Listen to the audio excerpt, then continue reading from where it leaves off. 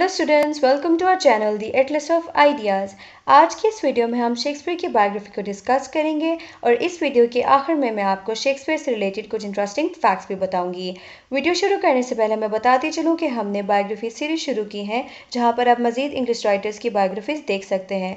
तो चलते हैं आज के टॉपिक। शेक्सपियर एक बहुत ही famous English playwright, poet and actor थे।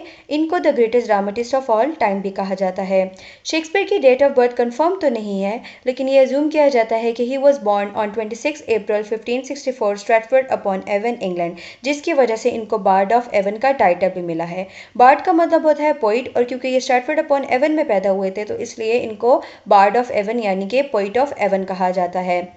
शेक्सपियर इंग्लैंड के नेशनल पोइट भी थे and he was a prolific writer, यानी कि इन्होंने बहुत ज़्यादा वर्क्स जो है प्रोड्यूस किए थे during Elizabethan and Jacobean 16th century, जिसको द एज ऑफ रेनेसांस भी कहा जाता है। जब ये 18 साल के थे तो इन्होंने एन हैथवे से शादी कर ली थी जो कि 26 ईयर की थी इन 1582 एंड दोनों के जो है 3 बच्चे थे। शेक्सपियर की डेथ जो है 26 अप्रैल 1616 में हुई। जैसा कि मैंने पहले बताया कि शेक्सपियर की डेट ऑफ बर्थ जो है वो कंफर्म नहीं है, इसीलिए जो है ये अज्यूम किया जाता है कि शेक्सपियर की डेट ऑफ डेथ जो है वो 26 अप्रैल है, तो उनकी बर्थ भी जो है वो 26 अप्रैल ही होगी। तब हम आ जाते हैं शेक्सपियर के करियर एंड वर्क्स की तरफ। शेक्सपियर ने अपने करियर का आगाज़ लंदन में as an actor and playwright किया ड्यूरिंग लेट 1580s, जहाँ पर ये लॉर्ड चैम्बर्लिन्स मैन जो कि कंपनी थी मेल एक्टर्स की, उसके फाउंडिंग मेंबर बन गए थे। बाद में इस कंपनी का नाम लॉर्ड चैम्बर्लिन मैन से किंग्समैन रख दिया गया था। शेक्सपियर ने बहुत से प्लेस लिखे हैं, जिसमें सबसे पहले इन्होंने कॉमेडीज़ लिखी, जिसमें 12th नाइट बहुत फेमस है। फिर history plays such as Henry 4, Henry 5, Richard 3, tragedy such as King Lear and romances, जिनको ट्रेजिक कॉमेडी भी बोला जाता है, जिसमें द टेम्पटेस्ट बहुत फेमस हैं। बाकी जो शेक्सपियर के ट्रेजेडीज़ हैं वो है Romeo and Juliet, Hamlet and King Lear जो कि 1590s में लिखी थी, एंड ओथेलो एंड मैकबेथ जो कि अर्ली 16th सेंचुरी में लिखी थी। उसके अलावा शेक्सपियर ने पोइम्स भी लिखी हैं, जिसमें Venus and Adonis and the rape of Lucrece शामिल है, और सोनेट्स भी लिखी हैं जो कि 1609 में पब्लिश हुई थी। ओवरऑल शेक्सपियर ने 39 plays, 154 sonnets, 2 long narrative poems and collaboration plays लिखे हैं जो कि डिफरेंट राइटर्स के साथ मिलकर शेक्सपियर ने लिखे हैं। तो शेक्सपियर के कैरियर एंड वर्क्स को डिस्कस करने के बाद अब हम आ जाते हैं शेक्सपियर के राइटिंग स्टाइल की तरफ। तो शेक्सपियर का स्टाइल बहुत ही रिच, कॉम्प्लेक्स एंड वर्सेटाइल था।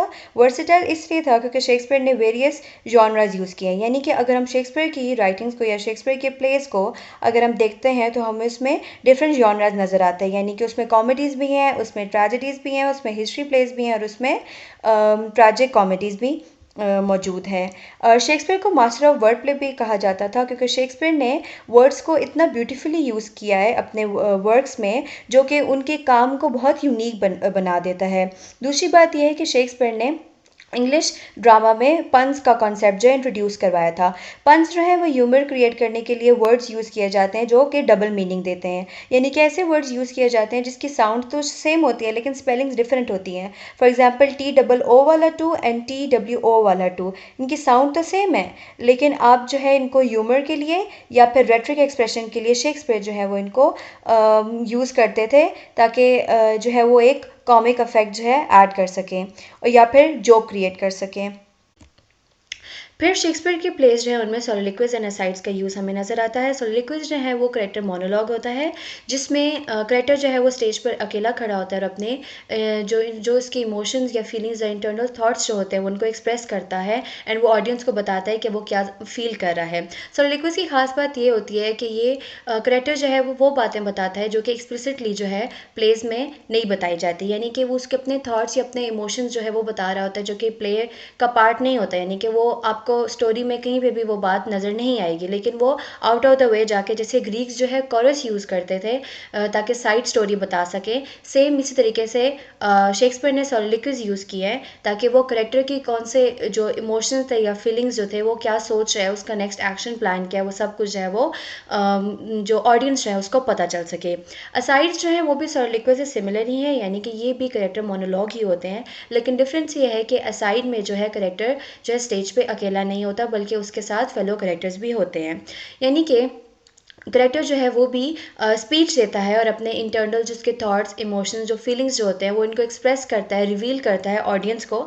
लेकिन जो उसके साथ वाले फेलो करेक्टर्स होते हैं उनको नहीं पता होता कि उसके जहन में या उसके दिमाग में क्या चल रहा है। ये सिर्फ और सिर्फ जो है ऑडियंस को पता होता है, एंड बाकी जो उसके फेलो करेक्टर्स जो कि स्टेज में उसके साथ मौजूद हैं उनसे ये सब हिडन होता है।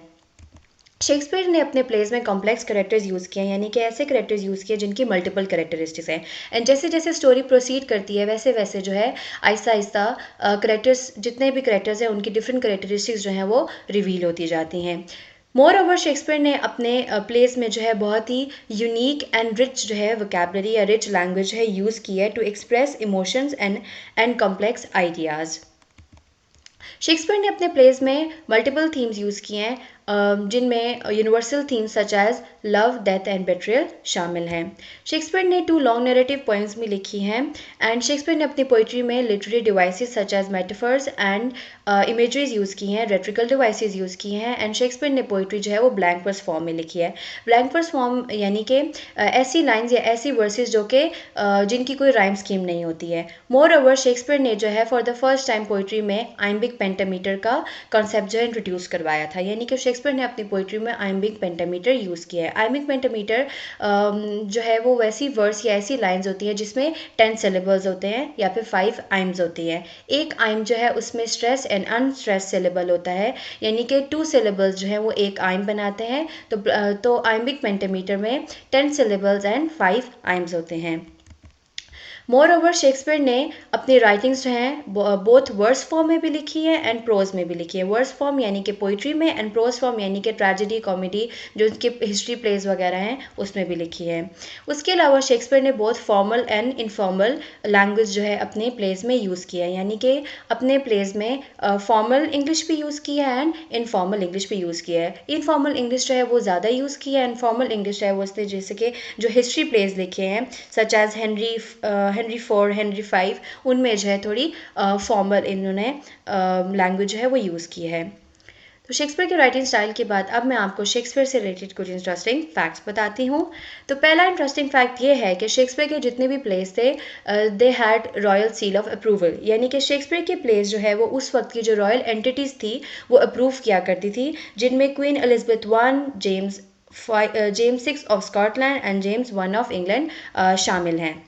सेकेंड इंटरेस्टिंग फैक्ट शेक्सपियर के प्लेस का ये है कि शेक्सपियर के प्लेस में कोई भी फीमेल एक्टर नहीं होता था, यानी कि शेक्सपियर ने अपने प्लेस में फीमेल करेक्टर्स जो है वो तो इंक्लूड किए हैं, लेकिन जो उन करेक्टर्स को प्ले करने वाले थे वो भी मेल एक्टर ही थे, यानी कि वो इस तरीके से तैयार होते थे, इस तरीके से कॉस्ट्यूम यूज़ करते थे कि वो एक्चुअली फीमेल लगते थे, एंड वो फीमेल का रोल भी जो है मेल एक्टर्स ही पोर्ट्रे करते थे।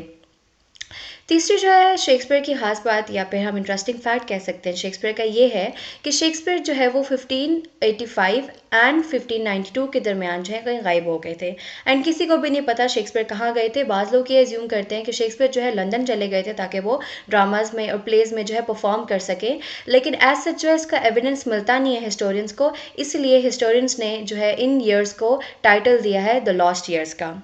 लास्ट जो है फैक्ट मैं शेक्सपियर का आपके साथ शेयर करूँगी वो ये है कि शेक्सपियर जो है वो कभी भी अपने स्पेलिंग्स जो है वो सही तरीके से नहीं लिखते थे। यही वजह है कि बाज़ लोग ये एज्यूम करते हैं कि शेक्सपियर जो है वो एग्जिस्ट नहीं, यानी कि शेक्सपियर जो है वो अपने काम जो है ख़ुद नहीं लिखते थे, बिकॉज शेक्सपियर ने अपने कामों में जहाँ जहाँ भी साइन किए हैं वहाँ पे उनके स्पेलिंग्स जो हैं वो डिफरेंट हैं। तो इसलिए बाज़ लोग ये एज्यूम करते थे कि शेक्सपियर ने खुद कुछ भी नहीं लिखा, उन्होंने बाकी मतलब किसी और से जो है सारी राइटिंग्स करवाई हैं।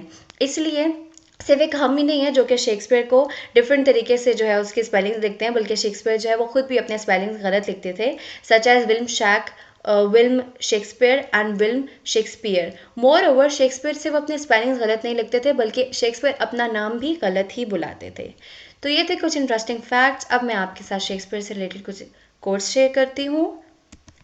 तो पहला कोट ये है जो कि किंग लेयर से है, have more than you show, speak less than you know. And the second famous quote is, expectation is the root of all heartache. अगर ये लेक्चर आपको इंटरेस्टिंग लगा हो तो वीडियो को लाइक करें एंड लिटरेचर को अच्छे से समझने के लिए चैनल को सब्सक्राइब करें ताकि हर वीडियो आपको टाइम पे पहुंचे।